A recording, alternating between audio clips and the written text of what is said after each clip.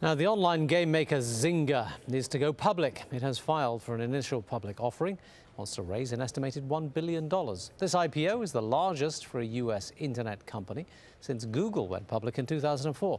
Gerald Tan takes a closer look at the latest .com business heading to Wall Street. The name Zynga may not immediately leap out at you, but here are some that might. Farmville, Cityville, Mafia Wars, Texan Hold'em Poker, all Facebook games, all developed by Zynga. The games themselves are free, which could explain why 230 million users worldwide are hooked in them. But Zynga still makes money through advertising and by selling virtual items to its users. We're talking everything here, from tractors and farm animals to trees and weaponry. These web assets help players progress through different stages of the games. What kind of money are we talking about here? Well, in 2009, the company posted revenue in excess of $121 million. Just last year, that more than quadrupled to nearly $600 million. And now, with its new public offering, Zynga's worth will leap from the millions to the billions. Well, what makes Zynga stand out, as opposed to its host, Facebook, is the fact that it's actually making so much money. Let's talk to Karen Dill, who's a social psychologist at Fielding Graduate University, who writes on video games and interactive media. Thanks for being with us. The interesting part of this whole thing is not necessarily that it's a business story that they're launching on the stock market, but that it's become such a big business so fast.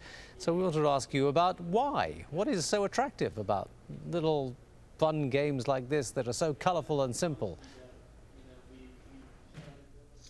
It does seem counterintuitive that it's so attractive. I think that what they do is they combine two very addictive things.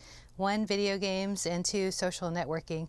And it's sort of this mix of the real world and the fantasy world. I wrote a book called How Fantasy Becomes Reality, and it's about trying to understand where we draw those mental boundaries between real life and this kind of life we live in the cyber world, like on these games like Farmville.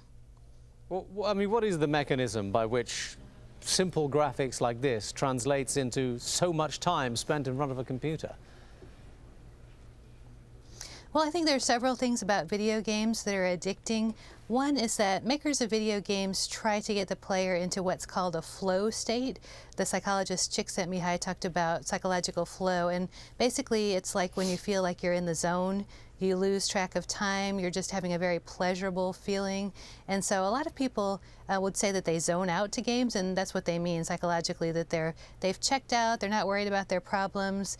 It's funny that they're playing with these sort of fantasy world games. You might find it funny to tell your friends that you're buying a cow or plowing a field on a computer, but it's just really a way to get into that pleasurable state, to get into that flow state and leave your worries behind. You could almost be describing kids taking drugs in a way, isn't it? And it wasn't, you know, back in the day when drugs started becoming popular, one of the things that governments feared most of all was that this pleasurable state that they induced would lead to people not actually wanting to go to work anymore.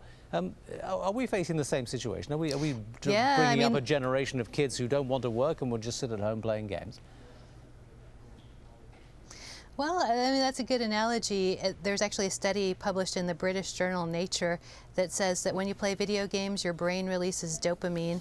And dopamine is a pleasure chemical, but it's also a chemical that makes you sustain behavior, sustain motivation. So if you've ever played a video game for hours and hours on end, it's because when your brain releases that dopamine, it tells you, keep doing this, keep doing this. And video game makers like to create a state of challenge, too, where it's hard for you to do the next move, but it's doable. And so you keep trying and keep trying. I know I have to confess myself, I played many hours of Mario or Tetris in a row, and later I think, why have I been moving blocks or jumping around on pipes like an Italian plumber? It doesn't make any sense when you think about the story, but it is this escape and this challenge that are really addictive. All right, Karen Dill in North Carolina. Thanks for talking to us.